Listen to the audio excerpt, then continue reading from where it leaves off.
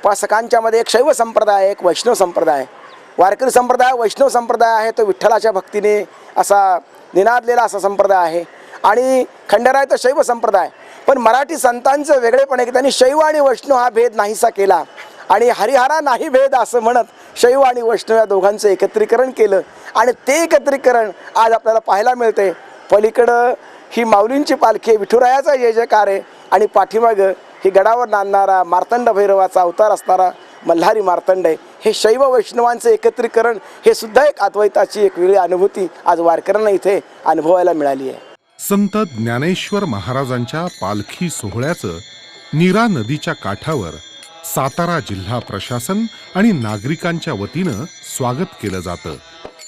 पालखी सोहळ्याचे मालक कैलासवासी हैबत बाबा आरफळकर मूळ सातारा जिल्ह्यातील, त्यामुळे लोकांच्या मनात आदराची भावना आहे. वारीच्या वाटेवर माऊलींच्या पादुकांना नीरा नदीच्या दत्त घाटावर स्नान घातलं जातं.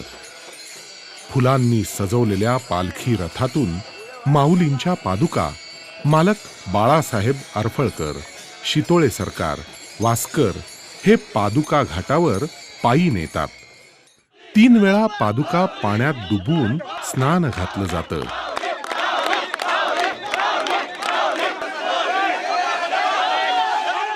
माऊली माऊलीच्या जयघोषात हा कार्यक्रम होतो. धार्मिक परंपरेनुसार नदी पवित्र मानली जाते, त्यामुळे वारकरी संप्रदायात नीरा स्नानाला एक वेगळंच महत्त्व आहे. वारीच्या वाटेवर पालखी सोहळ्याची तयारी पहाटेपासूनच चालू होते. पालखी तळावर माऊलींच्या पादुकांना आळंदी देवस्थानच्या वतीनं विश्वस्त दही, दूध, मध आणि तुपानं अभिषेक घालतात. गरम पाण्यानं केशर स्नान घालण्यात येतं. याला षोडशोपचार पूजा म्हणतात.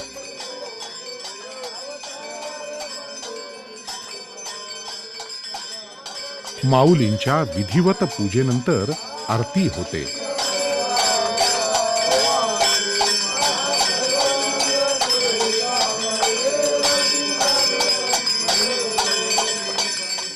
सकाळच्या शीतल वातावरणात टाळ मृदुंगांचा जयघोष करत सोहळा वाटचाल करतो.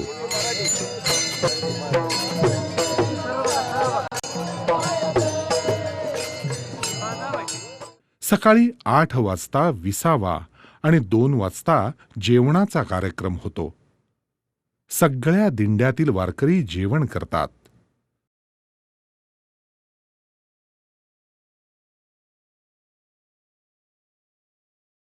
सायंकाळी 4 वाजता विसावा घेऊन पुन्हा सायंकाळी 6 वाजता पालखी तळावर येते.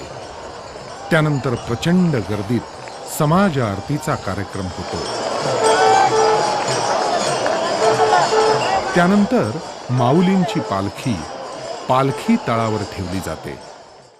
रात्री माऊलींच्या पादुकांना पंच उपचार आणि रुद्राभिषेक घालण्यात येतो.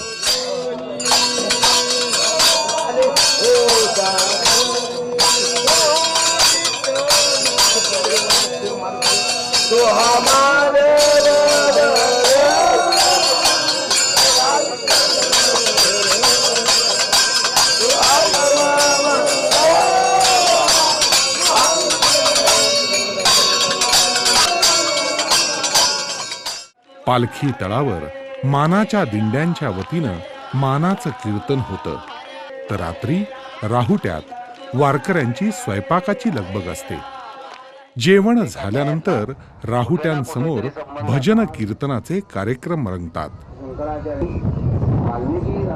रात्री तर हे एक नवीन गावच वसलेलं दिसतं. वारीच्या वाटेवरील उभं रिंगण म्हणजे आनंदाचा आणि आकर्षणाचा क्षण. रिंगण म्हटलं की गोलाकार असा शब्दप्रयोग प्रचलित असताना उभं रिंगण हा कौतुकाचा विषय असतो. चांदोबाचा लिंब येथे जुनं पुरातन मंदिर आहे. वारीतील पहिलं उभं रिंगण तरड गावाच्या माळावर चांदोबाचा लिंब येथे होतं. दुपारी माऊलींची पालखी रथासह धीम्या गतीनं नाचत नाचत रिंगणस्थळी येते. सुरुवातीला नगारा वादन, त्या पाठोपाठ माहेश्वरी दिंडी आणि पाठोपाठ जरी पटक्याचं निशाण असलेला स्वाराचा अश्व आणि माऊलींचा अश्व असतो. त्याच्या मागे 26 दिंड्या आणि मध्यभागी पालखी रथ, रथामागे दिंड्या, अशी वाटचालीत सोहळ्याची रचना असते. वैष्णवांची मांदियाळी रिंगणस्थळी येते. दुतर्फा भाविकांचा महापूर असतो. चोपदार दिंड्यातील वारकऱ्यांची 2 भागात विभागणी करतो. दोन्हीही बाजूला वारकरी उभे राहतात आणि मध्यभागी अश्वाला धावण्यासाठी रिकामी जागा केली जाते. ही प्रक्रिया अतिशय जलद गतीनं होते. रिकाम्या जागेत रांगोळ्यांच्या पायघड्या घातल्या जातात. लाखो वारकऱ्यांच्या नजरा अश्वाची दौड पाहण्यासाठी खेळतात. लोक उंच झाडावर तसंच वाहनावर बसतात. टाळ मृदुंगांचा गजर करत भगव्या पताका नाचवत वारकरी उभे राहतात. स्वाराचा आणि माऊलींचा अश्व समोरून दौडत दौडत रथामागील दिंड्यात जातो. तिथून परत वळसा घालून जागेवर येतो. अश्व धावताना साक्षात माऊली या अश्वावर विराजमान आहेत अशी वारकऱ्यांची श्रद्धा असते.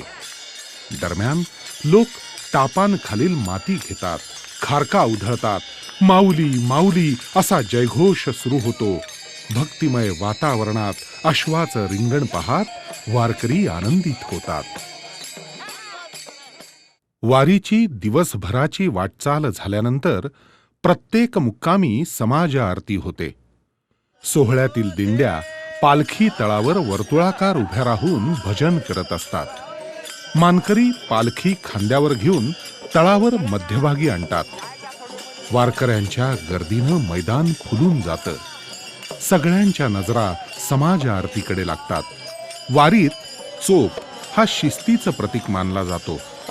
चोपदारानं चोप उंचावला की सगळीकडे शांतता पसरते. अशा वेळी ज्या दिंड्यांची तक्रार आहे तिथे भजन आणि टाळ वाजवत असतात. तक्रार सूचित करण्याची ही पद्धत. टाळ वाजवून लक्ष वेधून घेतलं जातं.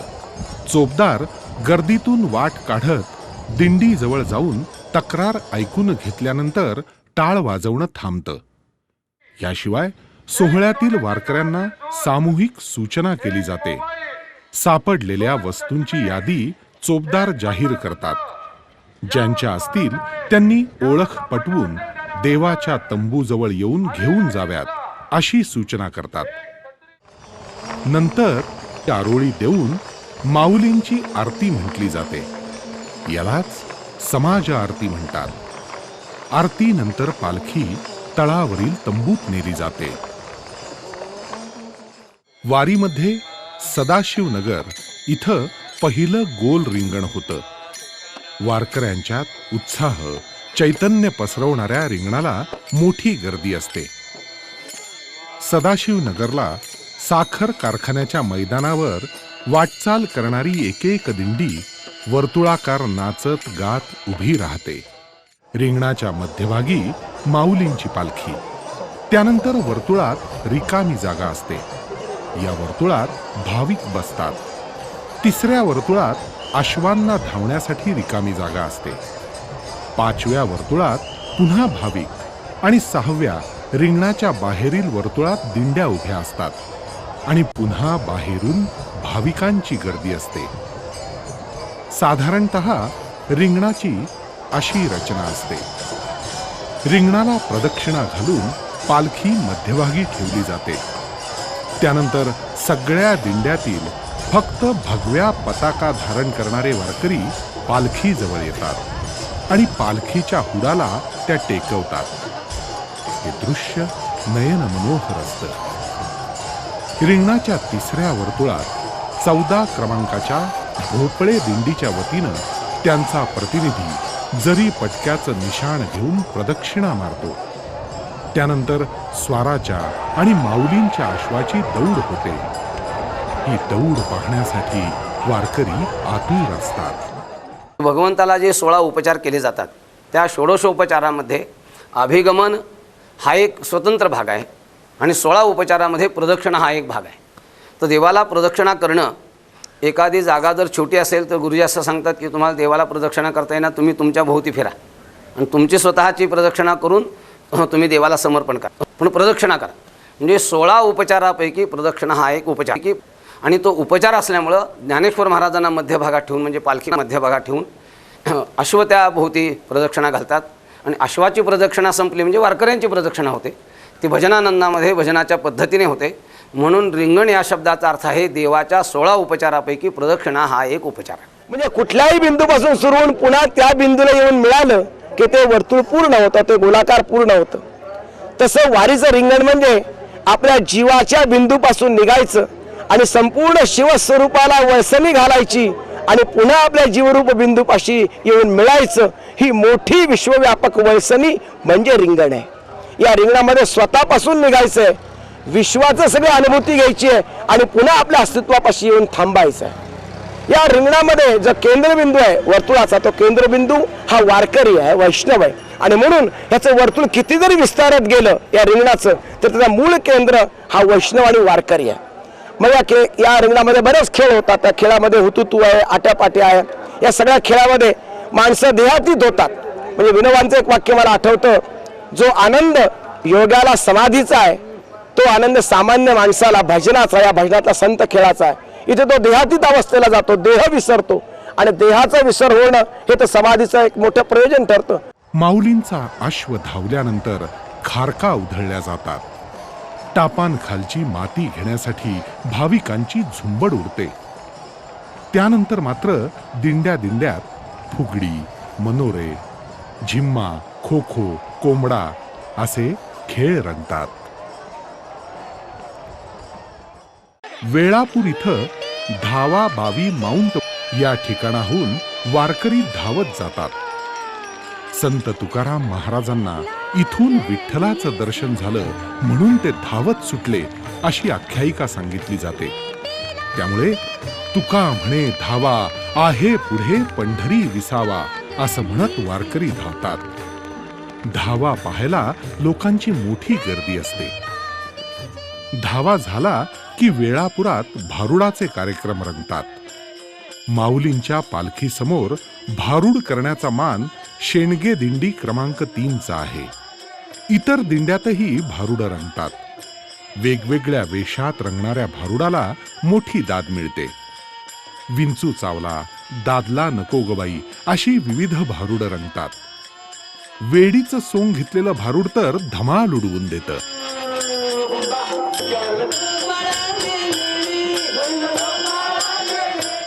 भेंडी शेगाव टप्पा इथं संत ज्ञानेश्वर आणि संत सोपानदेव महाराजांच्या पालख्यांची बंधुभेट होते.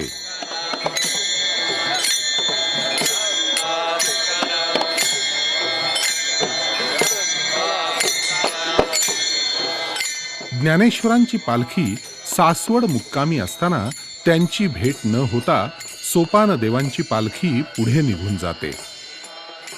भेंडी शेगाव टप्पा इथं आळंदी संस्थान आणि सोपानदेव संस्थानाच्या वतीनं पालखी रथ शेजारी थांबवून एकमेकांना श्रीफळ देतात. असा हा बंधू भेटीचा सोहळा. दोन्ही संतांचा जयघोष होतो आणि संत सोपानदेवांची पालखी एका बाजूनं पुढे निघून जाते.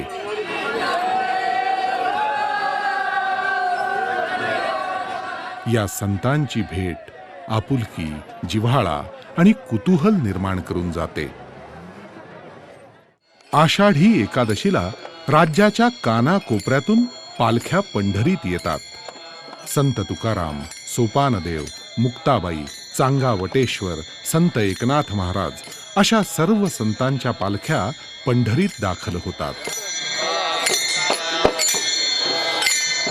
संत ज्ञानेश्वर आणि संत तुकाराम महाराज पालखी सोहळ्यात लाखो वारकरी असतात. या पालख्या आल्यानंतर अक्षरशः गर्दी ओसंडून वाहते. महाराष्ट्राच्या विविध भागातून वेगवेगळ्या संतांच्या दिंड्या, काहींच्या पालख्या ह्या पंढरपूरला चालत चालत आल्या. त्या ज्ञानेश्वर माऊलींची आहे, तुकोबारायांची आहे, कांदराज महाराजांची आहे, संताजी महाराजांची आहे, संताजी पवारांची आहे, चांगदेवांची, अशा सगळ्या संतांच्या 35-40 संतांच्या जवळजवळ पालख्या ह्या पंढरपूरच्या दिशेने आपापल्या गावावरून वाटचाल करत येतात. आणि मग सगळे संत होती संत भेटती संताला का होती संताची या भेटी. ही संतांची भेट जी होते ती वाखरी गावामध्ये सगळ्या संतांचे दिंड एकत्र येतात आणि